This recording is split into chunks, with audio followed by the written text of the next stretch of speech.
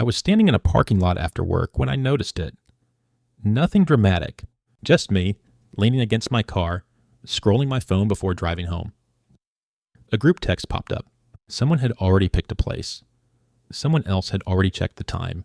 And somehow, without anyone asking directly, I was already included. I could feel it before I even read the messages all the way through. That familiar pause. The quiet math starting up in my head. Dinner would be around 40. Drinks, maybe another 20. Gas, maybe an Uber if we stayed late. None of it felt outrageous. That was the strange part.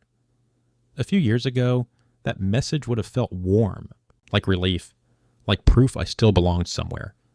But standing there, keys in my hand, it felt heavier than I expected. Not dread, just weight. Like I'd already spent the money emotionally before I spent it financially. I didn't remember agreeing, I just remembered showing up. And that's when it bothered me. Not the invite, the automatic yes. Somewhere along the way, being included stopped feeling optional. It started feeling like something I had to keep up with, quietly, without drawing attention to the cost. I used to tell myself, this was just how adults did things. You keep it easy. You don't complicate the check. You split it evenly, even if you ordered less, because it's not worth the awkward moment. You say yes to one more round so nobody feels rushed. You upgrade the plan a little because, well, you're already there. Nobody's being reckless. That's what made it convincing. It all lived under the idea of convenience, smoothing things over, keeping the night light. And I didn't think much about how often money was the thing doing the smoothing. $42 here, $38 there. A couple of drinks I didn't really want, but didn't want to explain not wanting. I told myself it was fine.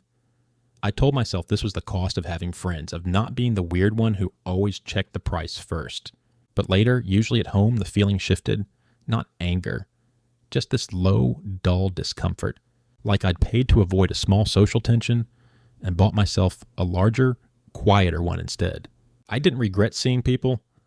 I just noticed how often I paid to stay comfortable and how rarely I admitted that trade out loud. Group dinners were the easiest place for it to hide. They never felt like events. Just Tuesdays that happened to cost money. Someone would suggest a place. Nothing fancy, just decent. I'd look at the menu online and tell myself it was reasonable. 30-something for an entree, a drink or two, tax tip. I wouldn't add it up. I never did. But months later, when I finally let myself stretch it out, it landed differently. $40 once a week is about $200 a month. That's $2,400 a year. I remember sitting there with that number and feeling this quiet tightening in my chest. Not panic, disappointment. Mostly because I realized how intentional my not knowing had been. I wasn't surprised by the number. I was surprised by how hard I'd worked to avoid seeing it. I'd framed it as social, harmless, part of life. And it was. But it was also money leaving my account without ever asking me how I felt about it. Birthdays made it louder. Not because anyone asked for too much. Nobody ever did. But once you're in a group, generosity turns into a shared performance. Bigger gifts, better restaurants, splitting a weekend place instead of doing dinner. I told myself I liked showing up that way. And I did, sometimes. But there were nights I'd get home, set my keys down, and feel the weight hit all at once. I'd stare at my bank app, not shocked, just tired. Like I'd run an extra mile I hadn't trained for. I didn't resent my friends. That's what made it uncomfortable. I resented the feeling that opting out would have said something about me I didn't want to explain. Cheap. Difficult. Not a team player, so I paid instead. And later, alone. I felt that soft guilt of knowing I'd spent money to protect an image I never asked anyone to judge. Trips were worse. Not the trips themselves, the planning. Once a group trip starts moving, it picks up momentum fast. Flights get booked, places get chosen, shared costs get locked in early, before anyone knows how they'll feel about them later. I remember agreeing to one trip on a good week. Work felt stable. The card had room. I told myself memories were worth it. By the time the charges posted, I was already tired of carrying that optimism. I didn't cancel. I didn't complain. I just adjusted everything else quietly. Groceries got tighter. Random purchases disappeared. I paid interest for memories I hadn't made yet. And I didn't say that part out loud. I didn't want to look at it too closely at first. It felt easier to frame it as living, instead of acknowledging how boxed in I felt afterward.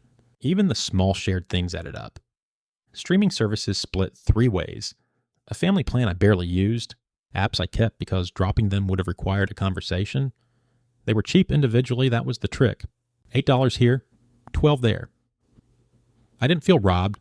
I felt drained in the way you don't notice until the tub is already low. I'd scroll past charges and think, yeah, that makes sense, without remembering when I decided they did. Avoiding awkwardness had become a monthly expense, and I never budgeted for that. I just absorbed it the way you absorb background noise until the room goes quiet and you realize how loud it's been. Work had its own version. Coffee runs, lunches, after-work drinks that were technically optional, but emotionally loaded. I told myself it was networking, being visible, staying connected. Sometimes it was. Other times it was just me not wanting to be the only one who said no. I never felt reckless. I felt responsible, which is what made it confusing later when the credit card balance didn't reflect that narrative.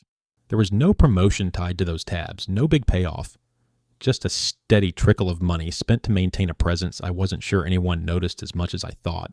Social media didn't help. Seeing photos of dinners, trips, nights out I wasn't part of made spending feel urgent. Like falling behind socially had a dollar amount attached to it. I didn't want to be out of the loop, so I paid to stay current, to feel relevant. It wasn't envy exactly, more like pressure, the kind that nudges you without ever pushing. I'd spend, post, move on, and later, when things felt tight, I'd wonder how I got there without ever making a big mistake. The strangest part was realizing I started feeling resentment toward people I genuinely liked, not because they asked for anything, because I hadn't been honest with myself. I'd said yes out loud and no internally, then blamed the situation for the tension. That was uncomfortable to admit. It's easier to feel trapped than to acknowledge participation. I didn't like seeing myself that way. But once I did, I couldn't unsee it. There was one habit I finally let myself calculate. One recurring thing, nothing dramatic, just a standing weekly plan that averaged about $60 all in. I multiplied it by 4, then by 12, almost $3,000 a year. I said the number out loud and felt it land in my body. That was the moment that stuck.